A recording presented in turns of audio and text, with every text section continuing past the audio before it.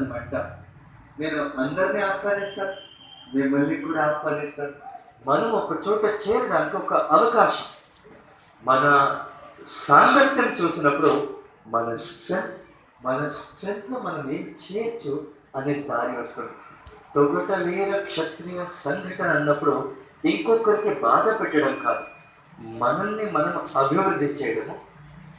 ఇంకొకరు వచ్చినప్పుడు వాళ్ళతో కూడా కలవడం. ఎప్పుడు సంఘటన అంటే మేమే గొప్ప అనేది ఏం కాదు.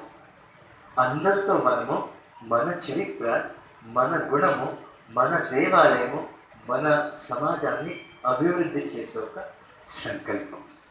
మీ అందరికీ కూడా అమ్మ ఆశీస్సులని ముందొకసారి వచ్చినప్పుడు మరి ఎక్కువసేపు మనం కూర్చుందాం. మనం అందరము కూడా అందరూ బాగుండండి.